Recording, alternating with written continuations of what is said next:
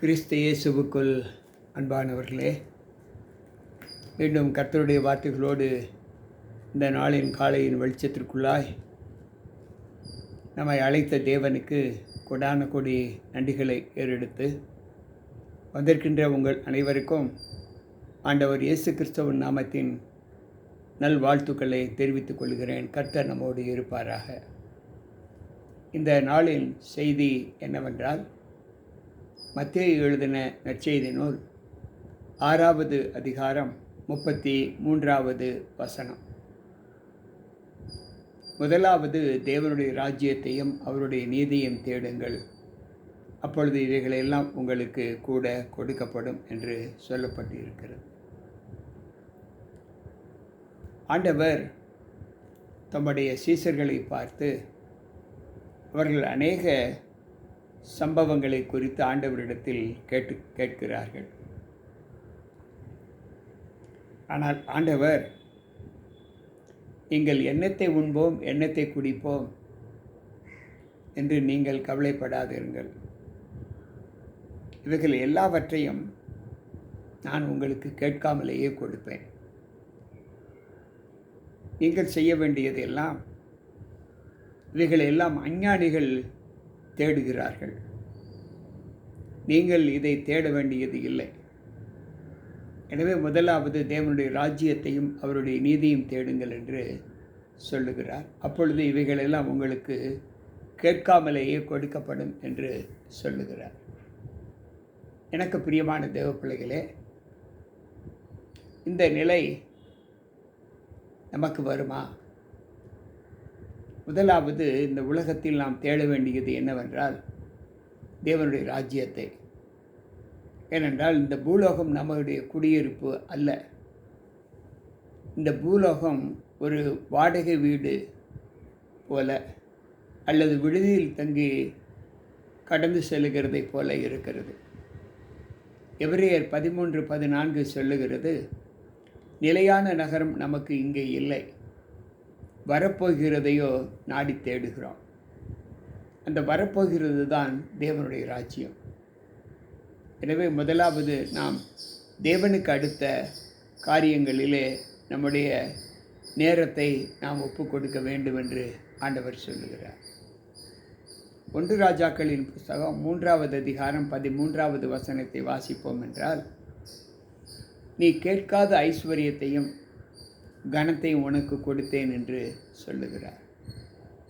சாலமன் ராஜா தன்னுடைய ராஜ்யபாரத்தில் ஏறும்போது தேவ சமூகத்தில் அவன் கேட்டது, ஆண்டவரே, இந்த ஏராளமான இந்த ஜனத்தை நியாயம் விசாரிப்பதற்கு எனக்கு ஞானத்தை தாரும் என்று கேட்டார்.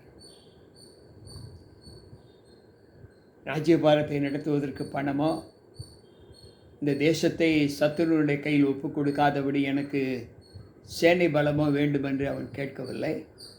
இந்த ஜனங்களை நியாயம் விசாரிப்பதற்கு, நல்ல வழியில் நடத்துவதற்கேற்ற ஞானத்தை எனக்கு தாரும் என்று கேட்கிறான். ஆண்டவர் அவனுக்கு சொல்லுகிறார், நீ கேட்காத ஐஸ்வர்யத்தையும் ஞானத்தையும் உனக்கு கொடுத்தேன்.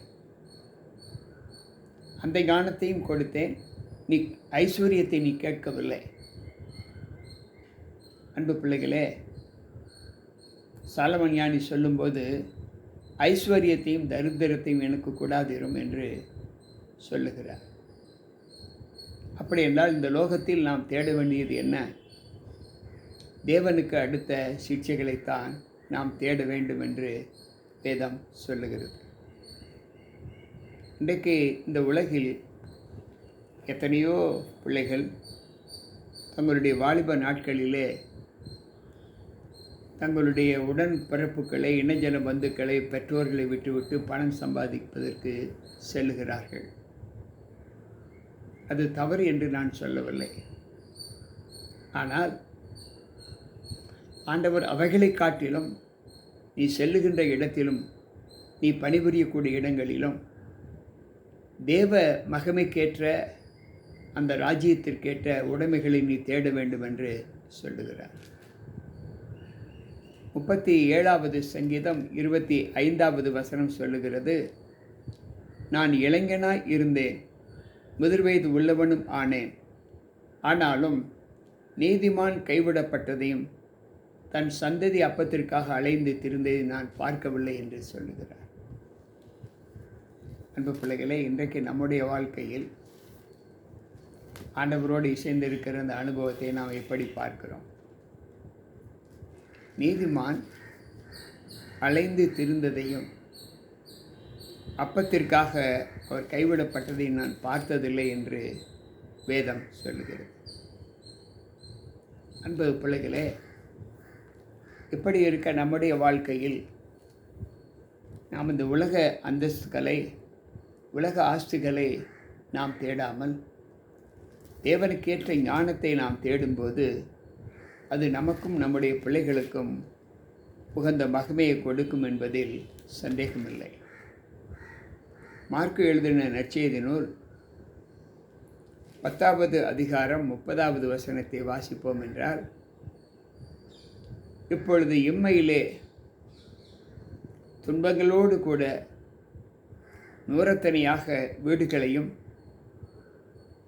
சகோதரரையும் சகோதரிகளையும் தாய்களையும் பிள்ளைகளையும் நிலங்களையும் மறுமையிலே நித்திய ஜீவனையும் அடைவான் என்று மெய்யாகவே உங்களுக்கு சொல்லுகிறேன் என்று சொல்லுகிறார். யாரெல்லாம் கர்த்தரை தேடுகிற அனுபவத்தை இந்த பூலோகத்தில் பெற்றிருக்கிறார்களோ அவர்கள் இந்த பூலோக வாழ்க்கையிலும் சரி, இளமையிலும் சரி, துன்பங்களிலும் சரி, அவர்கள் எல்லா நிலைகளிலும் நூறத்தனையாய் ஆசீர்வதிக்கப்படுவார்கள். வீடுகளையும் சகோதரிகளையும் தாய்மார்களையும் பெற்றோர்களையும் இணைஞ்சல பந்துக்களையும் உடையவர்களாயும் நித்திய ராஜ்யத்திலே நல்ல நித்திய ஜீவனையும் அடையும்படி அவர்கள் வளருவார்கள் என்று ஆண்டவர் சொல்லுகிறார். அன்பு பிள்ளைகளே, இந்த பூலோக ராஜ்யத்திலே நாம் தேவனுக்கு அடுத்த நன்மைகளை தேடும்போது, அவருடைய நற்குணங்களை நாம் பின்பற்றி நடக்கும்போது நமக்கு கொடுக்கப்படுகிற காலத்தின் நியமங்கள் இவைகள்தான். எனவே ஆண்டவர் சொல்லுகிறார், முதலாவது தேவனுடைய ராஜ்யத்தையும் அவருடைய நீதியும் தேடுங்கள் என்று சொல்லுகிறார். சற்று நம்முடைய வாழ்க்கையில் நமக்கு கொடுக்கப்பட்ட இந்த காலத்தின் நியமங்களை நாம் ஏறிட்டு பார்ப்போம். பவுல் சொல்லும்போது 1 தீமோத்தேயு நிருபம் 4வது அதிகாரம் 8வது வசனத்தில் அவர் சொல்லுகிறார், சரீர முயற்சி அற்ப பிரயோஜனம் என்று சொல்லுகிறார்.